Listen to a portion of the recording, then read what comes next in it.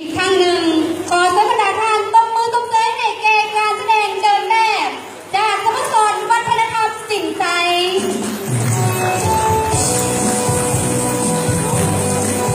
So once again, please give a big round of applause to the member of Sinsai Cultural Club. It is designed by อาจารย์โสภาอินทวงศาซึ่งกำกับการแสดงแบบโดยอาจารย์โซภาอินทวงศาฉะนั้นขอเสียง